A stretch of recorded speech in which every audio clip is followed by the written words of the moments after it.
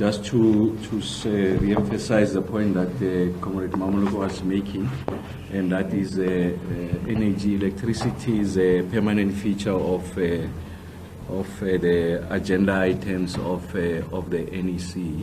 The ANC had identified 6 priority areas when the President unveiled the statement of the National Executive Committee on the occasion of our anniversary, the January 8 statement. And one of those is ending load shedding. You are watching SA Trending Updates. Please consider subscribing and hit that bell notification. This morning, just to appraise members of the public around the work that we've been doing. We've got several issues that we're dealing with regularly, and we present to the National Executive Committee as part of our work in the subcommittee. We are dealing this weekend, as Comrade Mahlengu has said, we're dealing with various topics that we are presenting before the NEC as the subcommittee. I'll just give you highlights, but we'll focus on 2 today. We're dealing with, firstly, the issue around electricity, energy security.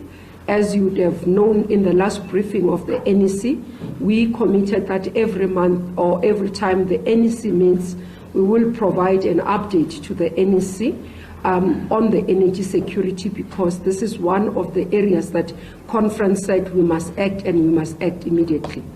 The second area of briefing will be focused on the issues around employment equity labor laws, and that you would understand that it has been an issue in the public domain. This precisely because we have feedback from our constituencies that tends to have confusion about what we intend to do, asking us if we are abandoning the non-racial character of the ANC, but secondly, those who are within our context in working with us and are wanting to understand what is it that the ANC government has signed between ourselves and also the Solidarity organization, where you'd understand in terms of our motive forces, people would not define solidarity as part of our motive forces. So it is important for us to be able to address that, and that's why we have the 2 comrades who are both members of the subcommittee of the NEC, both in terms of their deployment and work. And you'd understand that the subcommittee has extended its work beyond just members of the NEC, but other colleagues or comrades who are in government, who are deployed within the portfolios that are within the economic space, but also other extended people. So we'll also brief the NEC on issues around cost of living and inflation. We'll also brief the NEC around issues of transformation, BBBE evaluation, which we have done. We had a mini workshop as the subcommittee. So those will come later, and the spokesperson will guide in how we deal with it. But that's broadly the work that we are doing. More interested in what we have received as any directive from conference, from our structures on what this NEC must be able to focus on. So we continue with that work. So I'm going to ask Comrade Sputla to first brief you on the update around energy security, because you'd understand that this is what would drive economic development and the recovery of our economy. And then immediately Comrade Julius will come in on the issues around employment equity laws, and then we'll take questions from that point. Comrade Sputla, over to you. Thank you very much, Comrade Mamoloko, and just to re-emphasize the point that Comrade Mamoloko was making, and that is energy, electricity is a permanent feature of the agenda items of the NEC. The ANC had identified 6 priority areas when the President unveiled the statement of the National Executive Committee on the occasion of our anniversary, the January 8 statement, and one of those is ending load shedding. So the last time when we met as the NEC, we had presented a picture of the energy landscape, electricity landscape, and at the time we were able to share with the NEC what we refer to as the winter outlook. And I want to just provide you with the update, and this is the same update that is given to the NEC. The first one was that in relation to the winter outlook, we had generated 3 scenarios. The first was a best case scenario, the best case in this instance means that we are able to rein in load shedding, and in fact we keep it at lower levels of intensity. And then there's a middle case scenario, and then there's a worst case scenario. So there were two primary assumptions that underpins the generation of the scenarios. The first one was that on the worst case scenario was that the levels of the reliability and the efficiency of the units will not improve. So the last time when we were here, the energy availability factor was hovering at about 48.5%. And that's a combination of a number of things. The first one was that the number of trips and the regularity of those trips will take out about 18,000 plus megawatts of generating capacity. So that was the first index in relation to, or variable in relation to the worst case scenario. The second index in relation to the worst case scenario was that the demand was going to peak at about 34,000 megawatts. So essentially the gap between generation and demand will be such that we're likely going to experience the intensity of load shedding above what was the previously recorded historic high of stage 6 of load shedding. And that's why when I was here, I did indicate the last time that the probability of going to stage 8 was real. If we are not able to tamper with the improvement in relation to the generation capacity, and also are unable to lower down the demand. So that's a scenario we painted, and I also shared with the NEC and yourselves and the country the measures that we are taking to address in the short, immediate term rather, the realization of that worst case scenario, how we undermine the occurrence of that scenario. So the first one was to continue to work with ESCOM and improve the energy availability factor. And on that, I'm happy to say to you that we have made tremendous strides. And like I said, we're sitting at about 48% the last time when I was here of the energy availability factor. And now we are stabilizing at about 60% of the energy availability factor. And what have we done to attain those? We had isolated the most notorious power stations. Notoriety in this instance means those power stations that have got an installed capacity that is significantly higher. So I'm talking about those power stations that they have got peaks of peaks. I'm referring to unit of generation of 600 megawatts and plus. And then secondly, those power stations are the ones that are giving us low levels of EAF. So we identified those power stations, and then also identified the problems about the individual units. Whether it's a boiler tube leak, you can mention the kind of technical failures that can result in the units being taken out.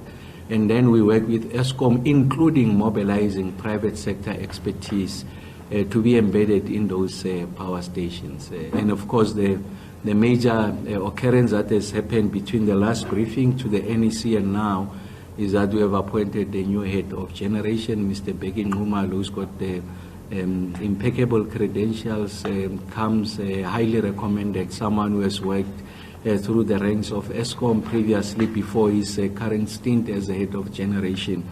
He was the head of ROTEC, which is the engineering arm of ESCOM. And then we have succeeded also working with that leadership to also get, if you like, people with the best experience inside ESCOM to be in the leadership of some of these stations that they are notorious for underperformance. And as I speak to you now, like I said, we have lifted the energy availability factor by 12 percentage points. Just to put that into context, 1 percentage point really amounts to about 477 megawatts of additional generating capacity. And that's why now we are attaining the average levels that are just below, shy of 30,000 megawatts, the availability factor. And we've been able to maintain that over a period of time, and that's why the country has been observing a situation where about 2/3 of the day we are not experiencing load shedding, or in instances where we do, we are able to keep that to stage 1 load shedding, and then we go to stage 3. So that has been the permutation that we've been keeping for the past 3 weeks or so. That communicates one big message, is that we are succeeding in maintaining those levels of efficiency, which is something that has been failing us. And then the second part was also on how we burn the diesel, the open cycle gas turbines. Although we've been in the midst and the throes of winter, we have not been burning it at the rate that we thought we'll be burning it. So we've been able to save, if you like, the ESCOM fiscal some money, and then we'll engage them as and when they are required. We know in the next 2 weeks we'll be entering one of the coldest periods during the winter, and in fact the projections are that Monday is going to be the coldest day recorded so far in this winter period. So we'll see how we perform. And I was making the point at the NEC that the best measure is not where we are in relation to the stages of load shedding. The best measure is on the performance of those units. As long as we are able to maintain them at 60% and 60+, we'll be able to provide relief. And then in conclusion, we are also flagging the fact that of course, we are going to see this recovery, the improvement, and then there are those units at Kusile that will come on stream. Unit 5, we project to fire it by October. Unit 1, 2, 3, which was affected by the flue gas desulfurization, and we have gotten the exemptions from DFFE. Those will be fired by the first one late November, the second one early December, and then the third one on the 24th of December. And if you put those together, we're talking upwards of 3,000 megawatts. So essentially, you're talking about 6 percentage points. If you use that computation I told you about, 1 percentage point is 477 megawatts. And like I said, in conclusion, we are cautioning about the future. The future is that if you don't address the transmission side of generation, we are likely going to end up in even a much worse case scenario than is the case now.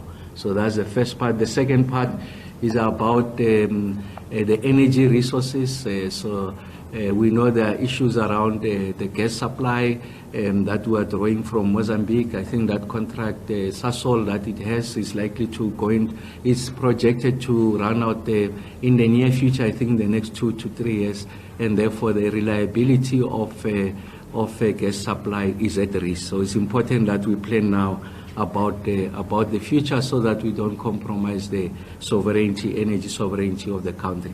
But overall, I think we are surpassing our expectation in relation to the performance of the units, and we are more than confident that we should be able to survive the winter, will not experience the worst case scenario as we had projected, and will continue to see the improvements. And I'm very confident that load shedding will be behind us very soon, and then we now begin to work on creating an additional buffer, reserve margins to allow the economy to grow at the desired level.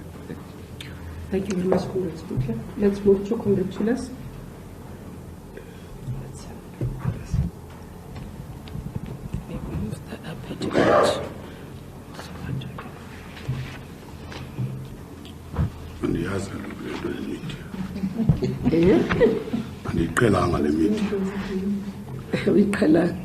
It's fine. It's fine. I think we're fine. Thank you. Thanks to Comrade Mashen, Comrade Mamluku, and Comrade Ramokhopa. One of the central mandates of the African National Congress is to transform the economy. And the Employment Equity Act, it's one of the measures. It's one of the measures which are meant to transform the economy. And it is against that background that the President signed the amendments to the Employment Equity Act at the beginning of this year. But what prompted that remember that this act came in 1998, but an attempt to implement what we call the constitutional requirement to bring about equity and equal opportunity in the workplace has been very, very slow. Our reports from the Employment Equity Commission are indicating that we're moving at a very snail's pace, especially at the level of management. And this has been particularly at the expense or at the cost of the Africans, the coloureds, the women and the people with disability. It's for that reason that we have these amendments. And all the amendments are doing, instead of saying these targets must be voluntary by the employers themselves, it makes them mandatory now. But it's not unilateral action from the minister. So the minister is empowered to set the sectoral targets in consultation with the sectors. It's not a one-size-fits-all. So that's where we are coming from. That background is very important. And then we've been forced to draft the regulations which are sort of the guidelines on how people have to implement that. Those regulations have been put for public comment. We've received responses which we're consolidating. And once we've been able to consolidate that and see if there's a need to adjust the guidelines as per the public comments, we will do so. That is before there's a proclamation by the president. But there's also another interesting background which you must know. Is solidarity. The Solidarity Union has always been the biggest critic of employment equity and even affirmative action. This is evidenced by the various court challenges which we have gone through. Some we have won, some Solidarity has won because they were not exactly the same. So there is a body of case law in relation to this particular question. Solidarity also filed a complaint against the Republic of South Africa government under the ILO Article 24, alleging that the implementation of employment equity and affirmative action in South Africa, it's non-compliant with the ILO Convention number 111 on discrimination and occupations and employment. What the ILO did in November last year, this was filed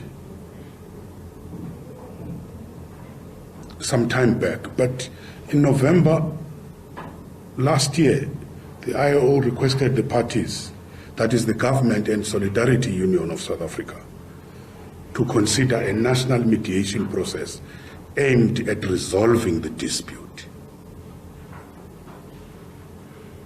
And this is the first time this is happening, that when there is such a complaint, instead of being referred for the dispute committees to deal with it, the dispute committee said, we've come up with a new procedure to allow the parties in dispute to see if they cannot resolve those issues through the mediation, because we have a very strong mechanism in South Africa in the form of the CCMA. This matter, the CCMA was requested to mediate on this matter. And CCMA mediated, and we had the results out of the mediation. That's how we signed an agreement with Solidarity. But I must emphasize there is nothing in the agreement which is already, or which is not already included in the Constitution, in the employment legislation and the regulation. Although this has been willfully ignored by Solidarity and some of the opposition parties, in particular the DA and the FF+. The only thing considered by Solidarity in terms of the need of the affirmative action is affirmative action is of a temporal nature. Trying to explain that to them. So no one then should be surprised. But I must say, what does this agreement say? What does it mean? This agreement means that once we have signed that, it provides that policy uncertainty. And it also says, we're not talking about a one-size-fits-all, which will be imposed on the companies. There are a number of conditions they have to meet. There are even conditions where they can justify non-compliance.